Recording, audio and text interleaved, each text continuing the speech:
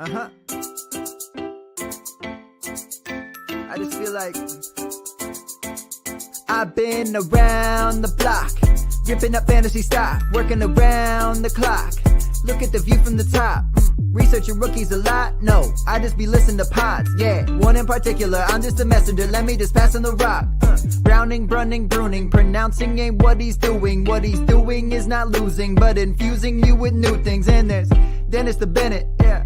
The man is a menace, yeah. Building a dynasty, some of the finest things. Promise you, you won't regret it. Sly as a fox, cultured in pop. Give him his props. Here is a thought, here is a box. And you cannot compare them at all, so don't even try. Careful with the news, but when you use a take, I take up Tony Fire. I mean Dyer, because anyone else is a huge mistake. Whoa, fantasy round table, fantasy round table. Yeah. Fantasy round table, come take a look at the crown, baby. Hey, fantasy round table, fantasy round table. Woo. Fantasy round table, come take a look at the crown, baby. Go. Hello and welcome to another episode of the Fantasy Football Roundtable Podcast. It is Tuesday. The NFL Draft is in the books, and we have plenty of news to talk about. We will also talk about the draft and how some of that hit us. And then Dennis and I were part of a 1QB mock that ran on Sunday morning in immediate aftermath of the draft. We'll pop that sucker up there and see where some of the values have fallen. But, you know, it's a fun and exciting time. It's been a week since we've been together. Dennis, it's good to see you. Man, I'll tell you, it's good to be seen. I am so jealous of my son. He had his last final exam today, and so he's off school for like 4 months, and it just seems like stuff. I just got this endless list of stuff. Other sons got ball games. Caleb's got shows I'm working on. Work is busy as heck. Dynasty nerds, this show. Still trying to finish up the last details of our kitchen renovation. There's just not enough hours in a day. You never really appreciate how much free time you have when you're in college until it's over. You know, you don't. And you'd think that as you got older and you recognize that you appreciate that you'd be able to make time for it. But when you have kids in your 40s, that shoots it all to hell. Well, we have plenty of rookie stuff to talk about, but first there was a surprisingly large amount of news and notes. There were no real big veteran player trades during the draft, which we've seen in some years, but there was news on the front side and on the back side. On the front side, we saw a couple of big extensions. Amon-Ra, St. Brown, and Penei Sewell got extensions from the Lions, and AJ Brown getting a big extension from the Eagles. Seems like it kind of solidifies to me Detroit's into Amon-Ra, St. Brown. The Eagles made a reaffirmed commitment to AJ Brown. Hopefully that puts to bed some of the weirdness that was between him and the franchise there at the end of last season. Both those guys, I think we already had in our top 10 receivers. This probably just affirms that. And I really like the Lions bringing on Sewell. Lions are your team. I'm guessing you were pretty pumped to see this. I was pumped about what the Lions did, extending Amon-Ra and Penei Sewell. You know, Taylor Decker's been fantastic on the left side. Penei played left tackle in college. Decker's getting older. It feels like we're setting up a succession plan. We do have a little bit of work at the interior line to do. In the draft, well, we didn't have a ton of picks. We went out and got top 7 cornerbacks, with one of them, Terrion Arnold, being considered by many the top cornerback in the class, and then Enos Rakestraw. So, and that was the Lions' biggest weakness on defense. I feel like we're setting this team up perfectly for Hendon Hooker. Jared Goff extension. If I was you, I wouldn't be too hopeful or pushing too hard to change quarterbacks. I'm not. I was joking. A couple of other deals that I don't really make a lot of. Rashad Bateman surprisingly getting a 2-year extension with the Ravens. We have not really seen a lot from him, and I honestly am still not hopeful that I'm going to see a lot. Kind of interesting. They must feel like he's a better fit than what we've seen on the field. And then immediately post-draft, Michael Gallup went to the Raiders on a 1-year deal. I'll be honest, I don't have either of those guys probably in my top 75 in Dynasty. Did it move anything for you? Not really. I think those are guys that, you stash on the end of your bench because they may pop off a little bit. I do like Michael Gallup's talent more so, I think, than Rashad Bateman. But with Bowers and Devontae Adams and Jacoby Myers, it feels like he's going to be fairly far down the pecking order. And when you throw in, it's going to be Gardner Minshew or Aiden O'Connell throwing the ball. When it comes to the Raiders, I think you go out and draft Zamir White. Yeah, should be interesting. In other wide receiver news, Zay Jones released by the Jaguars. Not a huge surprise after they took Brian Thomas and signed Gabe Davis. And Tank Dell, who's already working his way back from a broken leg, was the victim of a shooting, supposed to be minor, but a little bit of a red flag for you? Well, it seemed like I don't think so, because it seems like he was just it was wrong place, wrong time. And it doesn't, nothing has come out that said he was targeted or he was involved in anything nefarious. He just happened to get caught. He just happened to catch a stray. And unfortunately for him, he got hit, but fortunately he didn't get hurt real bad and should be just fine. I mean, I don't think he was hurt as bad as Brian Robinson was. Yeah. Option news. The Cowboys picked up the option on Micah Parsons. The Broncos picked up the 5th-year option on Patrick Surtain. Falcons picked up the 5th-year option on Kyle Pitts. The Steelers declined the 5th-year option on Justin Fields. And the Jaguars picked up the 5th-year option on Trevor Lawrence and Travis Etienne. And I'm going to tell you, of all those options, the only one I found actually surprising is that they picked up the option on ATN. I don't think we thought that was likely to happen. Anything strike you about the option news? No, I don't think it was terribly surprising that they picked up ETN's option. He had a real good season last year.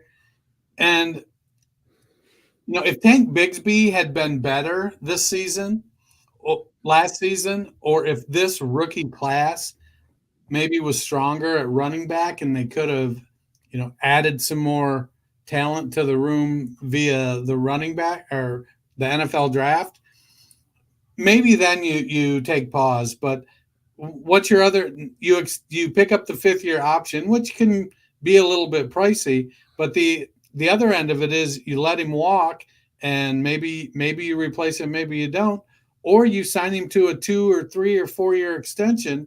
And that's probably going to cost you more than picking up that 5th-year option. So they have the chance to, bring him in for another year, go through another NFL draft cycle, see if Bigsby picks up any steam and improves. I don't think a running back could have had a worse first year than Bigsby did. So I don't mind that.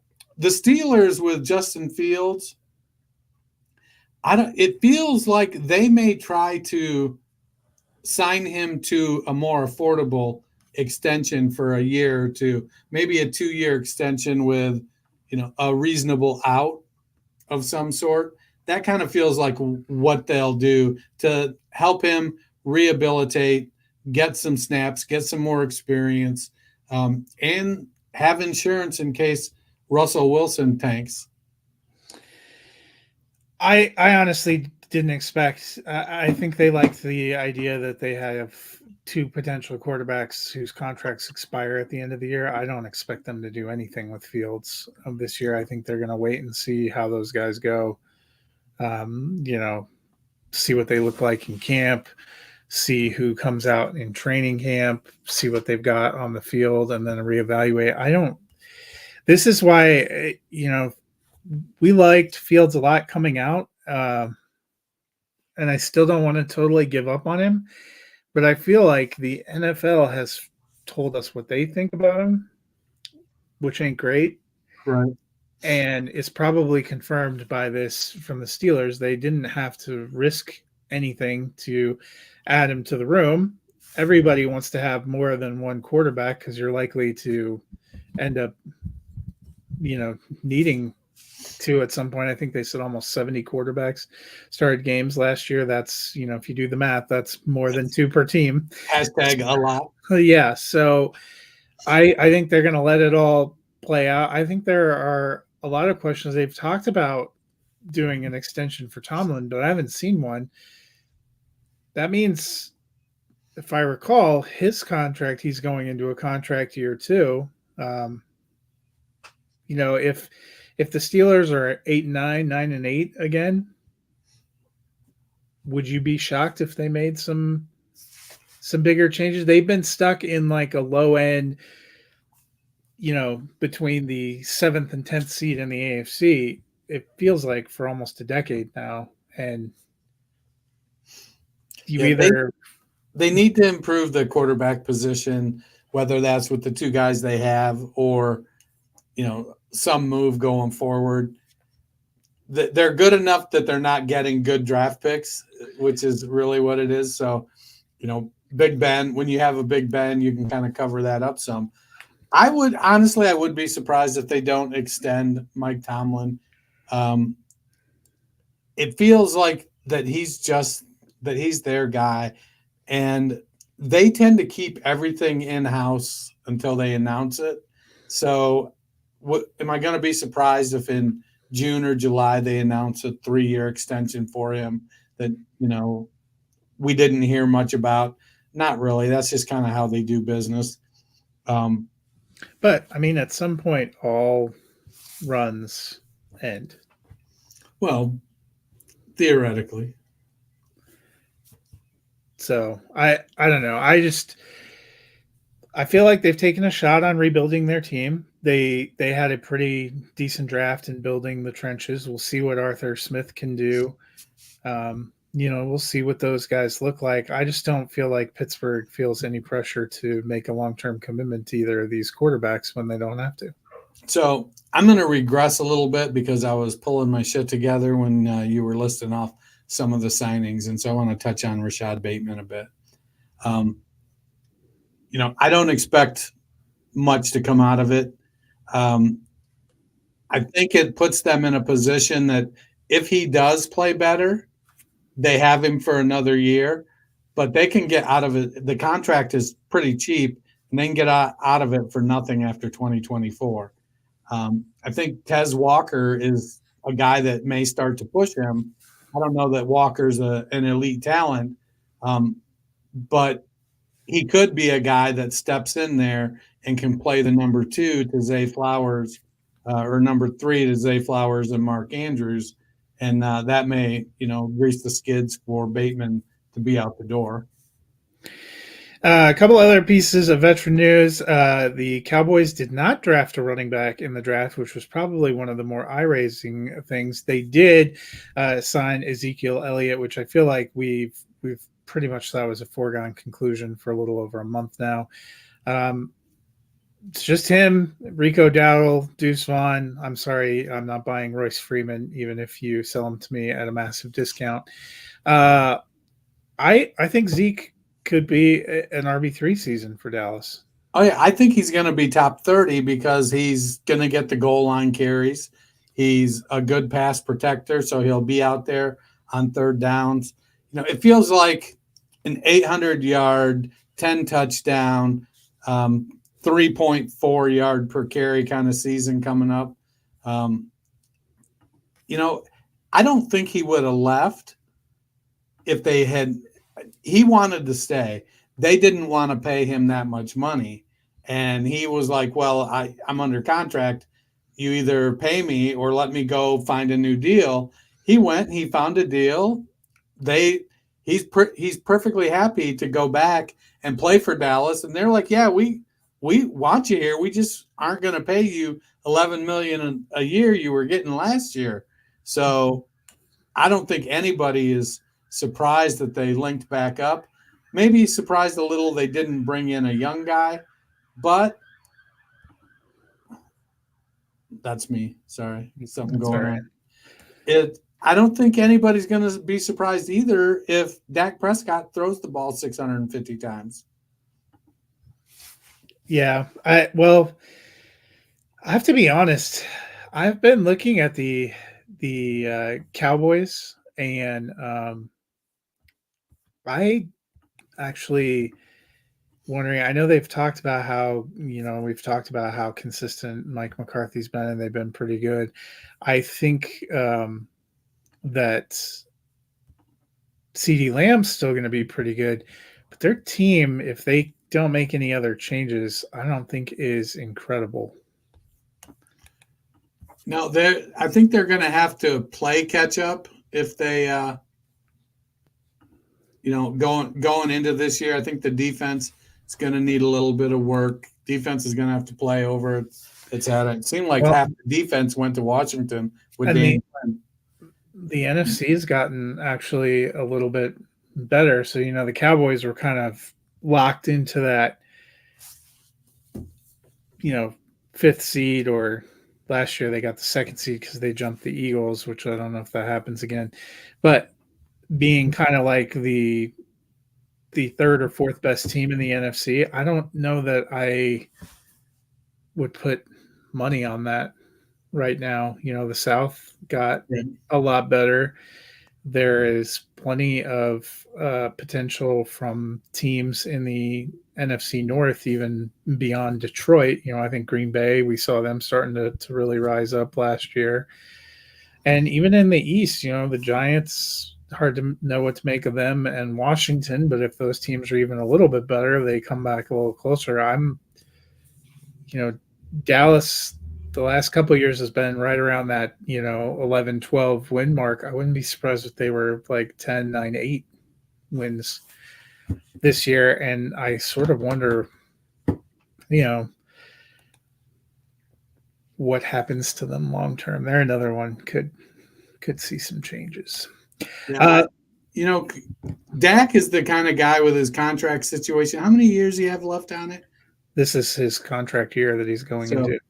Would you be surprised if they're like, you didn't get us there, we're going to move on, and he goes to Pittsburgh? No, I think that, I'd be surprised if he went to Pittsburgh, but I think that is kind of where the Cowboys are at right now. I'm not sure they want to give him another huge contract. We shall see.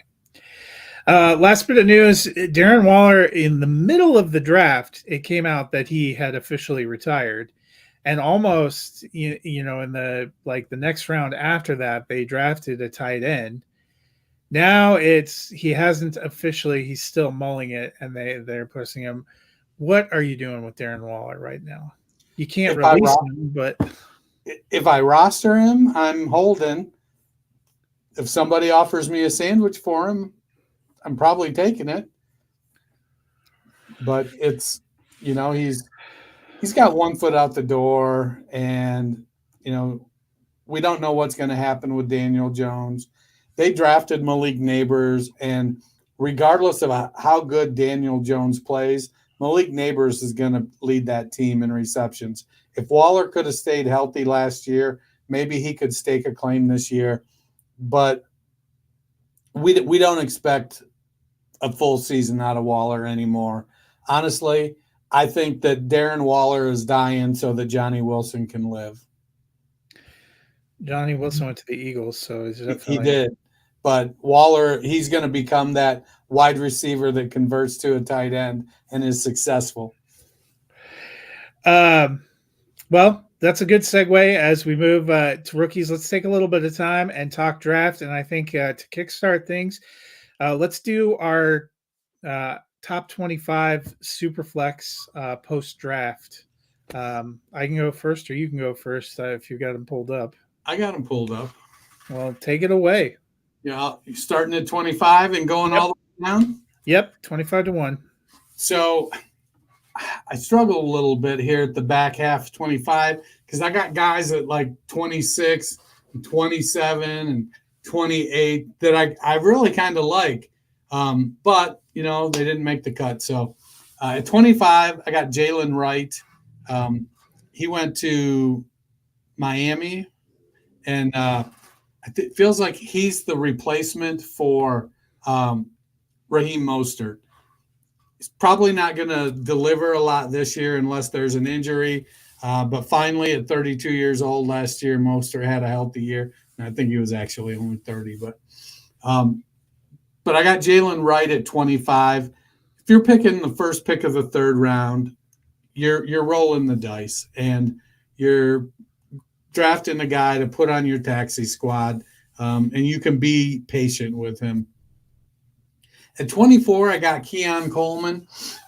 It feels like we're looking at a Kelvin Benjamin storyline here with Keon Coleman. He's going to come in and be the only show in town, catch a lot of balls at the wide receiver position. I know they got Dalton Kincaid and whatnot, and so the pressure isn't going to be on Coleman quite like it was on Kelvin Benjamin down there in Carolina.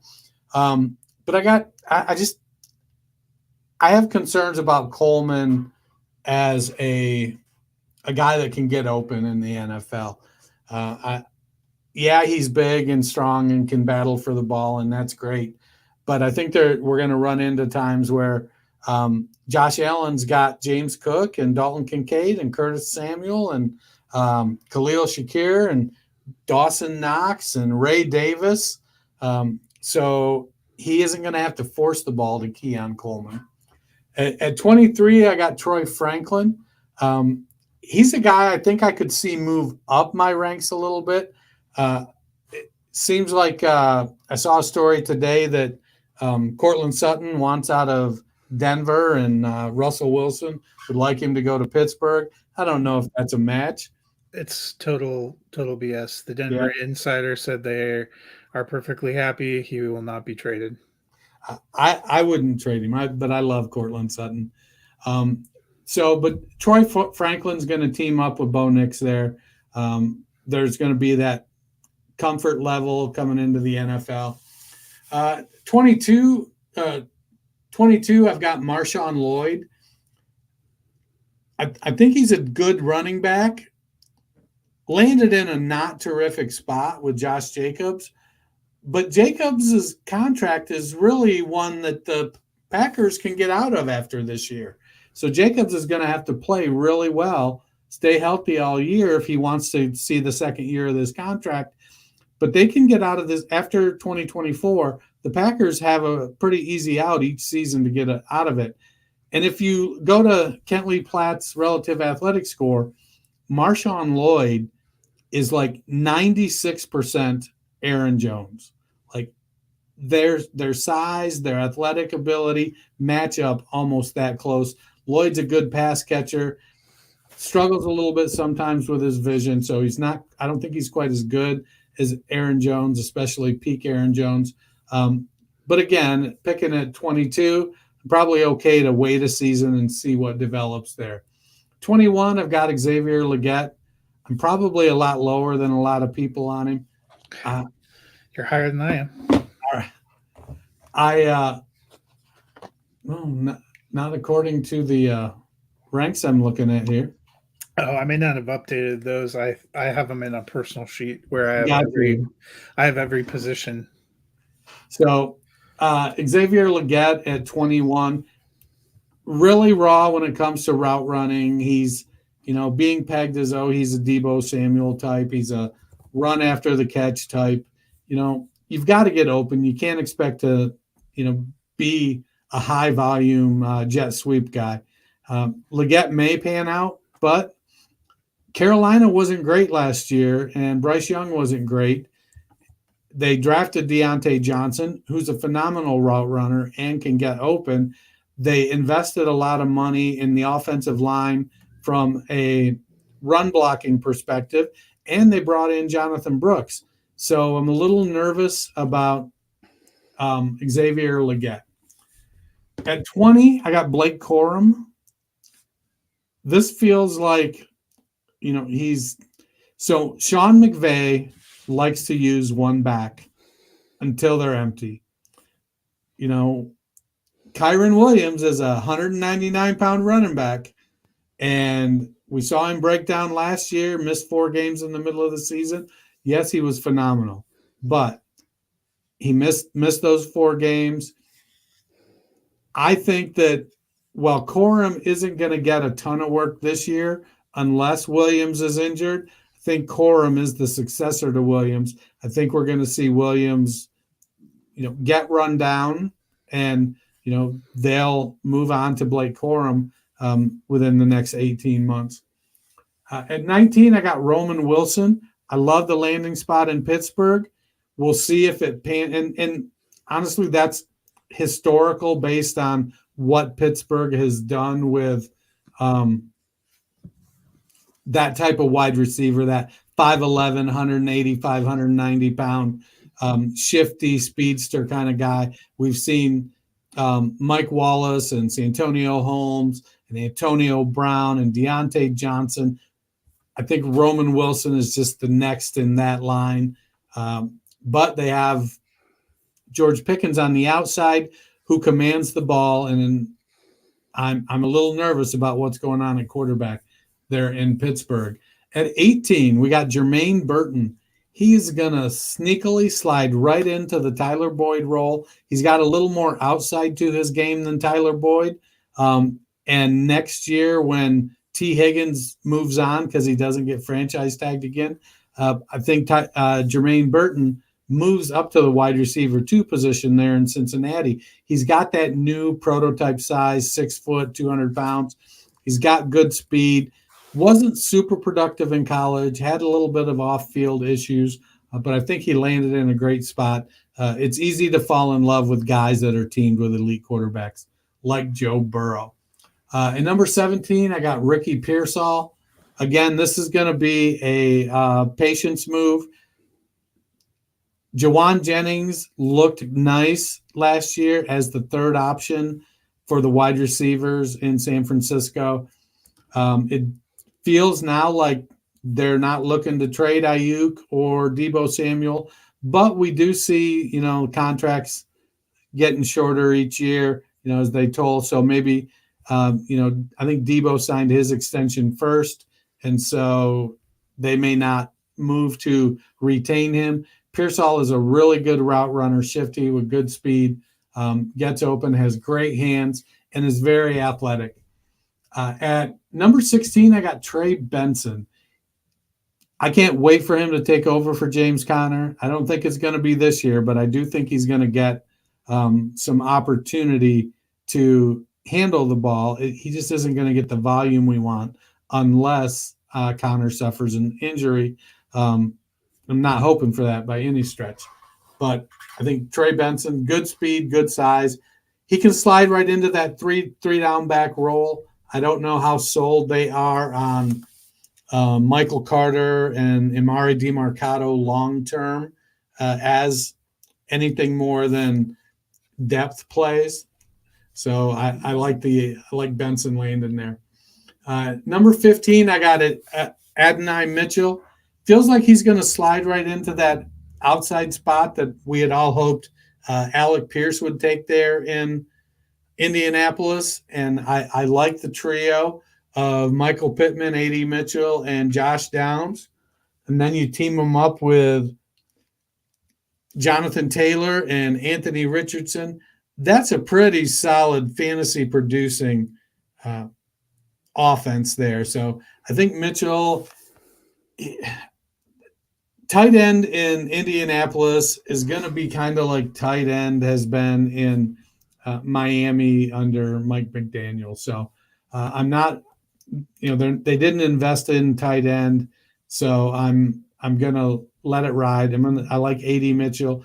He's got some warts on him. There were times when even if the play was coming to his side, he didn't look like he was giving his best effort, and he's going to have to shake that off in the NFL. At number 14, I got your boy Bo Nix. I want him to be higher because he's going to get opportunity possibly 2 years before Michael Penix. I just think Michael Penix is a better quarterback. they're different types of quarterbacks. So I think if I'm in redraft Superflex right now, I'm not afraid to draft Bo Nix as my quarterback 2-3. I think that he's got something going for him, and that he's I think he only has to stare down Zach Wilson. You mean? Yeah, I think he's going to be able to beat out Jarrett Stidham and Zach Wilson. I think that'll be just fine. And given the fact they took him at 12, I think he's going into the locker room as QB1. Number 13, I got Jonathan Brooks. Carolina is a dumpster fire right now, but they brought in Dave Canales. They've added 2 outstanding guards. They brought in Deontay Johnson. They drafted Jatavian Sanders to give them maybe not the best weapon, but probably the best weapon they've had in a couple of years at the tight end position. Between Leggett and Mingo, one of them I hope is going to step up. You still got the veteran Adam Thielen there. So it all sets up there that Brooks should be a top 10 running back in fantasy this year, maybe top 8, just because he's going to get some opportunity. I don't think they're going to try to put too much on Bryce Young's shoulders. And I like where Brooks is, as long as his knee is healthy, stays healthy, I think he's going to be very productive this year. At number 12, I got Michael Penix. I know he's going to be sitting behind Kirk Cousins for probably at least 2 years. I could see maybe him getting on the field a little more at the end of the 25 season if they get eliminated from playoff contention. Penix has a big arm.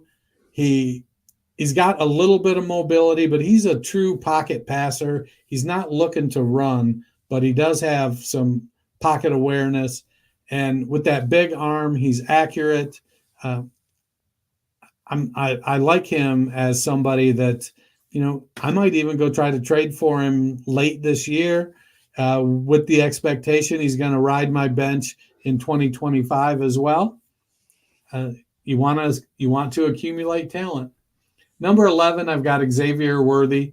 Still nervous about Xavier Worthy. Lands in a phenomenal spot in Kansas City. They got Rashee Rice and Marquise Brown there. And then Travis Kelce just signed himself a new extension. Everything looks like it's all systems go in the passing game, but the passing game runs through Travis Kelce. I get a little concerned because Worthy has that set that speed record, and we've seen the bench press guys and the speed guys typically not pan out in the NFL, but it is comforting to see that Andy Reid is kind of comparing Worthy to Deshaun Jackson, not Tyreek Hill, and I think that gives you a little more of a blueprint for how they want to use Xavier Worthy this year and going forward. Number 10, I got Ladd McConkey. He lands in a great spot with a great quarterback. Unfortunately, it's a run-first coach, but Josh Palmer is his competition at the wide receiver spot. Yes, I know they spent a first-round pick on Quentin. Don't even remember Quentin Johnston last year, but I just don't think it's gonna matter. I think Ladd McConkey is gonna go in there and be the guy. Number 9, I got Brian Thomas Jr. Even with the Jaguars releasing Zay Jones, I don't think I would have Thomas above the 8 guys in front of him anyways. But I do think Thomas is kind of settled in. Well, he's got some work to do on the route tree. He doesn't have to go in and be the guy a la Malik Neighbors. He's got Evan Ingram and Christian Kirk and Gabe Davis down there in Jacksonville. So he can go in, get comfortable, establish what his role is going to be as a rookie, and learn the offense and execute that. Number 8, I got Brock Bowers. Immense talent. Love Brock Bowers. And as much as I wanted to put him higher, he may very well be a Kelsey-esque difference maker at the tight end position. And if you took him at 3 or 4 or 5 in your draft, I'm certainly not going to begrudge you that. I think Brock Bowers is a great prospect. Pairing him with Michael Mayer, it tells us he's going to be flexed out. He may be in the slot, but I read something on Twitter the other day that I think it says Bowers lined up out wide, like 57% of his snaps or something to that effect. It may have been higher. So he can create mismatches at any level of the field. So I like Brock Bowers as a talent. I don't have any qualms if you have him higher, but I've got him at 8. Number 7, I got Rome Odunze. I don't think he's going to have the most productive year this year, but if I'm building it for Dynasty, I think next year Keenan Allen is gone. He steps into that wide receiver 2 role, the wide receiver 1A role in Chicago, and I think he's going to be a high producer. Number 6, J.J. McCarthy. He's a quarterback, and these are Superflex rankings. He was taken at QB3? QB5. QB5? Yeah, pick 10.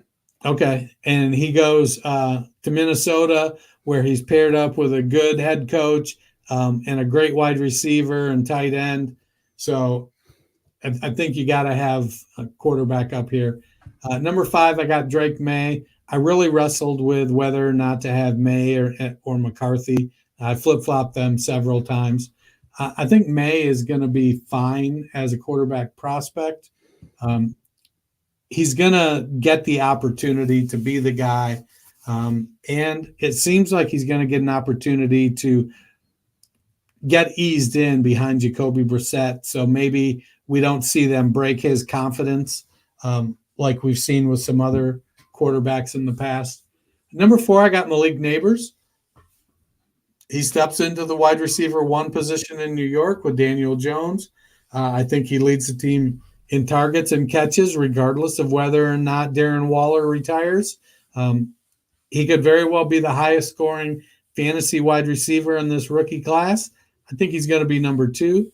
But Malik Neighbors has a ton of talent. He's a great route runner, can work out of the slot, can work outside, good at the catch point, has good hands.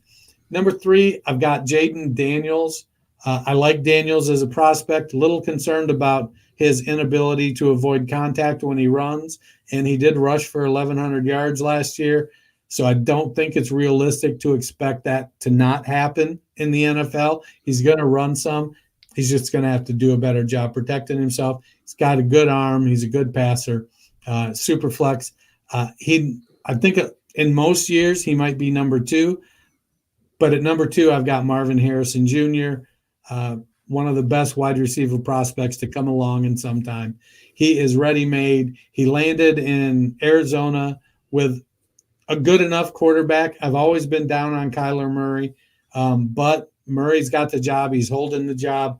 I've got to give up the ghost on that and let Kyler Murray be who Kyler Murray is.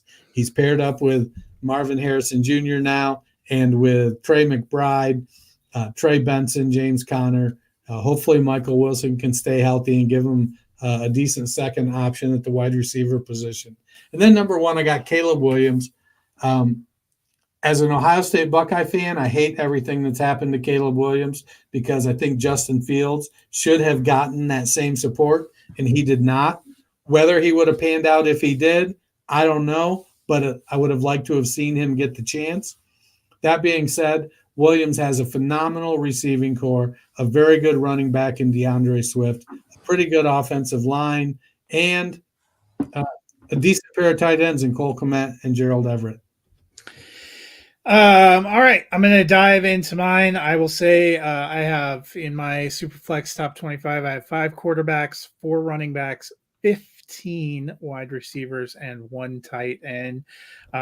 In my post-draft group, Dennis, I did add it to the correct ones to the sheet. I forgot I had been working on somewhere else, so you're probably like, oh, he didn't ever change after the draft. No, I did change mine.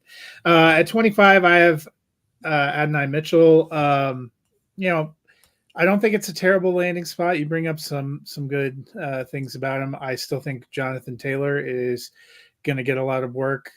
Michael Pittman is their number one receiver, and I don't know what their passing volume is going to be. He's got Josh Downs. We'll see what happens. I think this really kills Alec Pierce's value. I might drop him entirely if I needed roster space in Dynasty.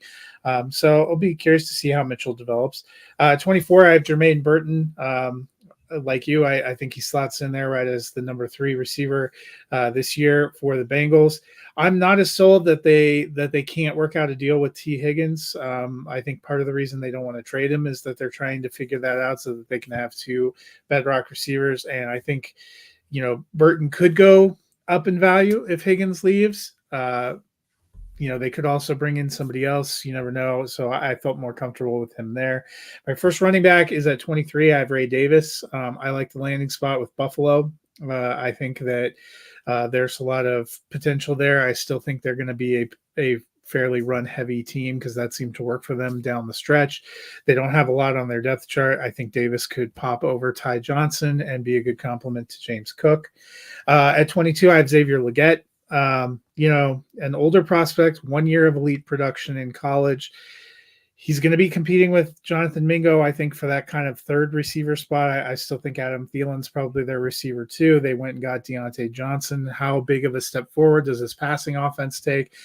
They've also got 3 running backs now. They added Jatavian Sanders, a tight end, everybody to work in there. So Legette went in the first round, so you can't ignore that. They traded up to get him probably so that they could have that 5th-year option, so he should be there, but I'm not at incredibly high. I have Jalen McMillan at 21. I love the landing spot with Tampa Bay. I think there's every possibility. I think Godwin, this is his contract year that they can get out of after this year.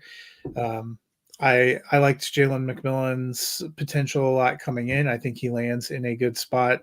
Just depends on how that Tampa Bay offense develops. At 20, I have Malachi Corley, another guy who with Jets lands in a good spot. He's never going to be number 1 as long as Garrett Wilson is there. Mike Williams on a 1-year deal. We have seen him miss time. Beyond that, they had clearly soured on Alan Lazard. You have Xavier Gibson, who is an undrafted free agent last year, who's more of a special teams player. I think there's a great opportunity for Corley to go in there.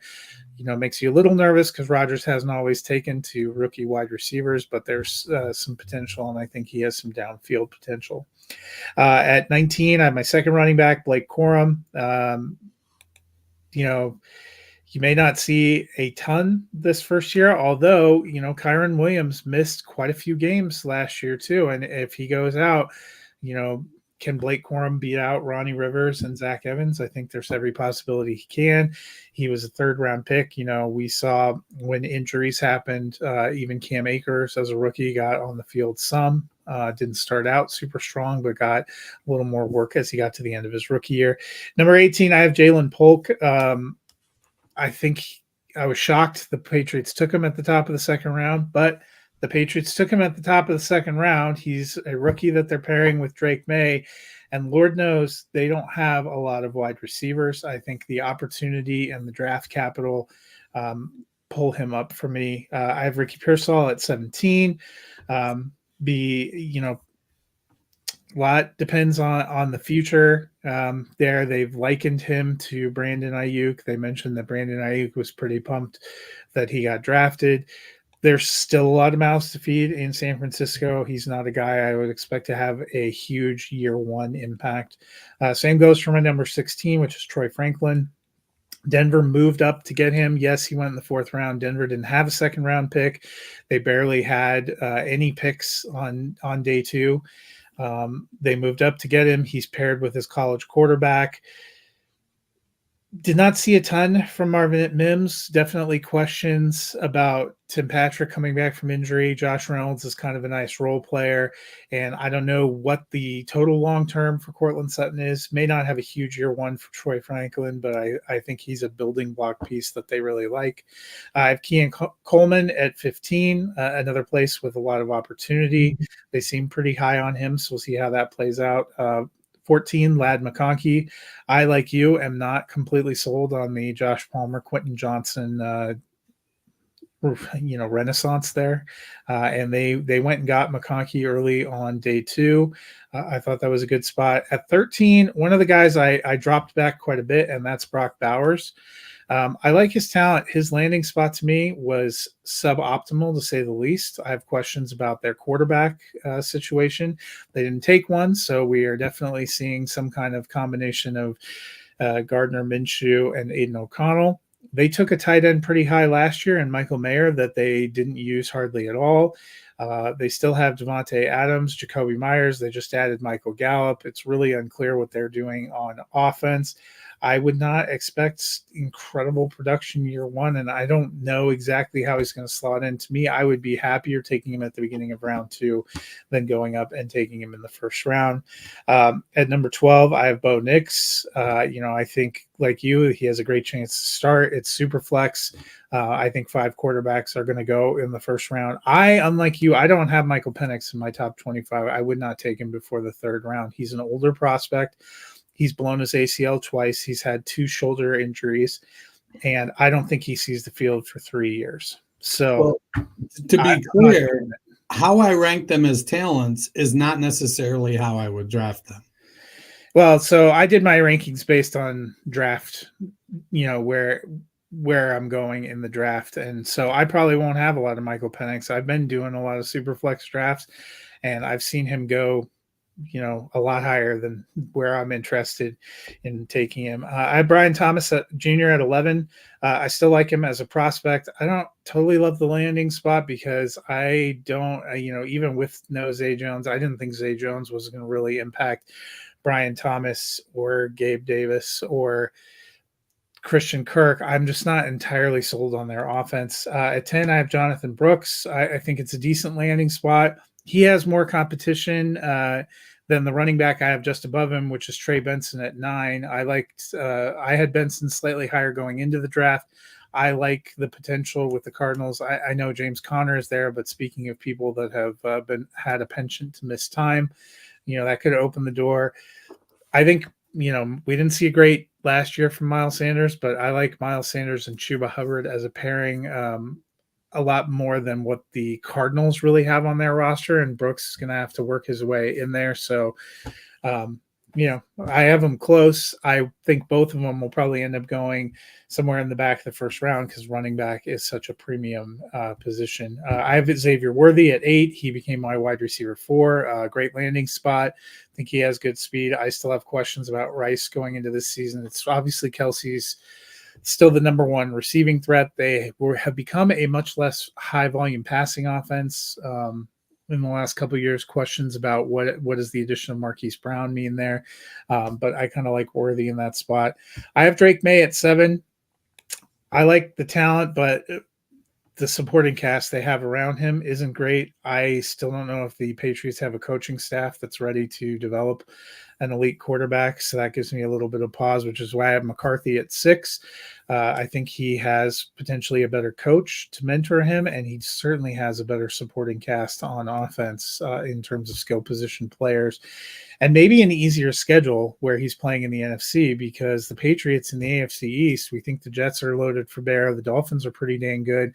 The Bills are still pretty good, and there are a lot of premium AFC teams, so it could still be a tough road for the Patriots. I have Rome Odunze at 5 and Malik Neighbors at 4. I actually jumped them up over a couple of quarterbacks just because it's super flex doesn't mean that you have to go all in on quarterbacks. If you want to take those quarterbacks first, I don't begrudge you, but for me, I'd actually prefer taking the receivers. I have Jaden Daniels at 3, Marvin Harrison Jr. at 2, and Caleb Williams at 1. Very similar to you. I think those guys we're probably tracking as the top 3 going into the draft, and nothing about where they went in the top 4 did anything to change that. We've talked about where we have these guys ranked. Let's look at where some of them fell. We went ahead and did a 1 quarterback mock draft on Sunday, a 12-team, 4 rounds. So Dennis, in the first round, as you would expect in non-superflex, Marvin Harrison goes number 1. Brock Bowers goes 102 overall, raised some eyebrows at the time, but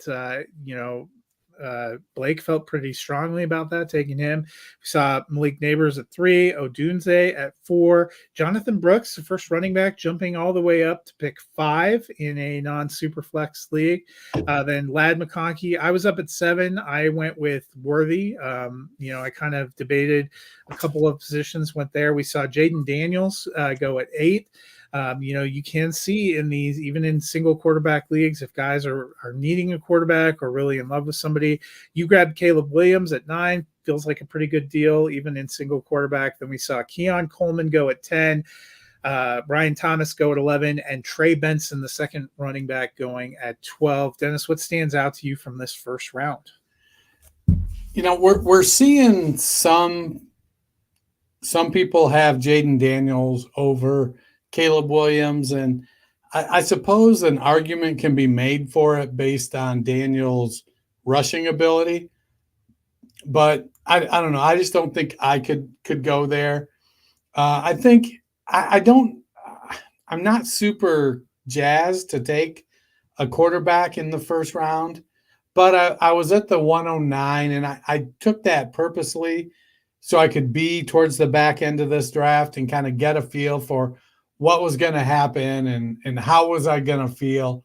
And honestly, I think if I'm in a rookie draft and I'm sitting at 109, I might be content to trade back to 202, 203, 204 in that range and maybe pick up another pick on top of it and take an A.D. Mitchell or Marshawn Lloyd or Troy Franklin or Ricky Pearsall.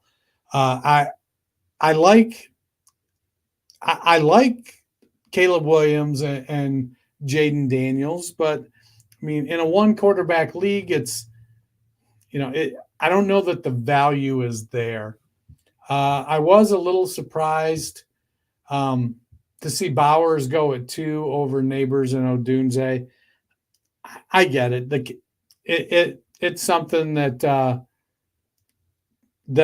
is probably going to happen a few times. Bowers is going to be in the top 3 somewhere. He's a good talent. I think in one quarterback leagues, we're going to see Marvin Harrison as the consensus 101, a little bit of jockeying at 2, 3, 4, and then it's the draft really starts at 105. Keon Coleman at 110. I don't know that's a pick I would have made. Again, he could have a great year this year because he's going to be the guy, the big guy in Buffalo, but I just don't know. I'm not ready to bet on that. I'd have probably taken Thomas and Benson both over him at the 110. Yeah, I probably would have too. But, of course, we did this, first thing Sunday morning. So you have people who are kind of going out, probably have the my guy situation. Second round, Xavier Legette went 201. Adonai Mitchell goes at 202. Then Marshawn Lloyd at 203. Troy Franklin at 4. Ricky Pearsall at 5. Third quarterback Drake May goes 206. At 7, I had just finished reading all the Broncos beat reporters, and I hadn't finished working on my rankings. I took Audric Estime. I should have taken Blake Corum. I also, I'll be honest, the sleeper ADP and the way they listed the players hadn't kind of caught up with the drafts and stuff. I've noticed over the rest of this week it's gotten a little bit better. But then Corum goes right after me. Roman Wilson at 9, Ray Davis at 10, JJ McCarthy, the fourth quarterback, there at 11, and then Malachi Corley at 12. What stands out to you in the second round there? Well, besides the Estime pick. Yeah. Because here's where he was productive in college. He is a big back. Is he going to give you a lot of juking left and right? No, probably not. But, I mean, if we think back, Kyron Williams ran an extremely slow 40-yard dash as well, and he seemed to turn out fine. Is Estime a 4.7 guy on the field in a game? I don't think so, but it feels like he's destined to be a two-down guy, a Jordan Howard. But I do think he does catch the ball a little bit better. And if given the chance, he may very well prove a lot of people wrong. I love the Roman Wilson pick at 209. I'm getting warmer and warmer on that. I would rather draft Roman Wilson at 209 than Xavier Legette or Adonai Mitchell at 201, 202. I don't know what's going to happen with Blake Corum. It feels like he should come in and be able to be productive, but it also feels like that we've seen Sean McVay ride one back until they break. And so Corum is a guy that may very well not produce a ton. And then I know a lot of people are really high on Ray Davis's landing spot. To me, it feels like Isaiah Pacheco. Like he's going to look really good. You're going to watch the Bills. And you're going to be like, man, Ray Davis looked good.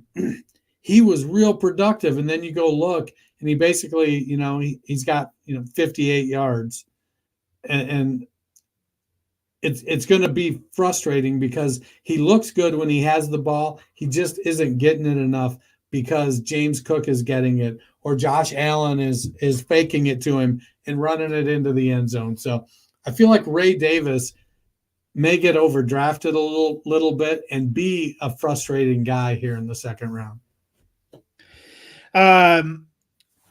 Third and fourth round, we see kind of playing out. Bo Nix and Michael Penix both went in the third round. Spencer Rattler actually going in the fourth round. So 7 quarterbacks go here. It was kind of a good quarterback draft. I thought Jalen Wright falling until pick 306 was interesting to me. Burton, who we've come up on, 305. I think some of the day 3 guys, and even late day 2 guys, people hadn't really made adjustments to.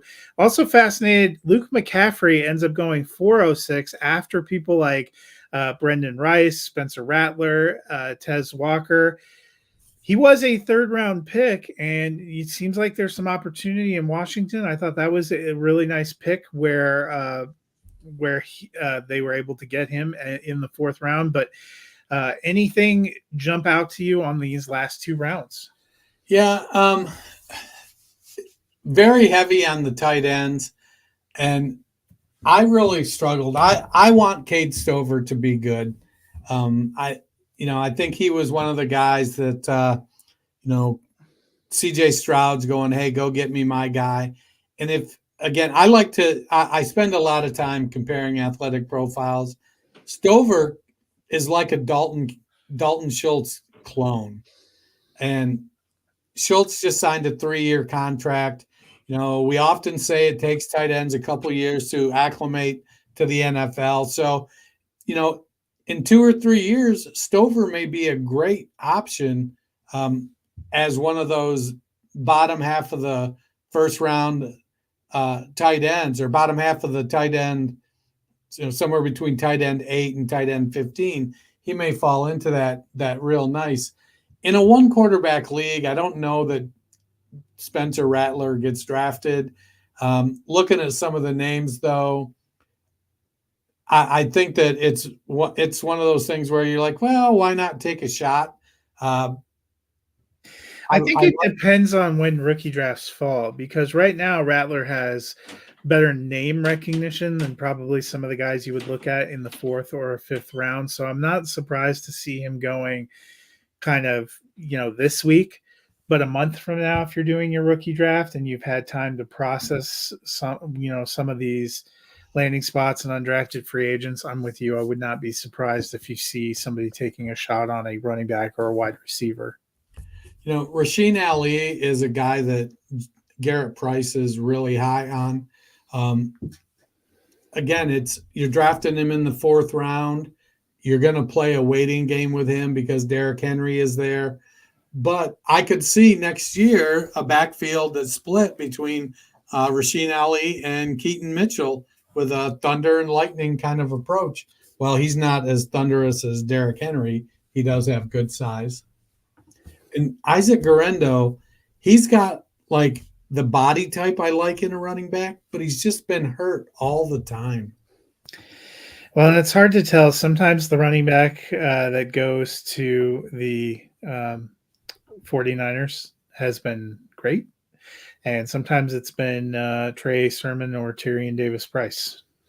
So, I mean, they still have Elijah Mitchell, who feels like a pretty good handcuff. They seem to like Jordan Mason, who performed well. So, I take it a little bit with a grain of salt, especially since McCaffrey is still there. Yep. That'll do it for us today. Kind of fun diving back in to the draft, talking rookies. If you enjoyed mock drafts, you'll like what we have coming up. We will not be with you on Friday because one of us gets to drive to a Mecca for quilting to make up for being on air for 10 hours last weekend during the draft. So, and that would be me going to celebrate my birthday by driving to a quilting depot in Missouri. So, man, that sounds awesome. Happy wife, happy life. That's right.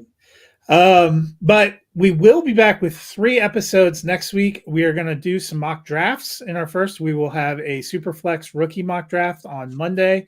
It'll be curious to see how some of the values have settled in. I don't know about you, Dennis. I've done a few of my own my own rookie drafts this week, and it's been fascinating to see how the values are kind of falling and dropping.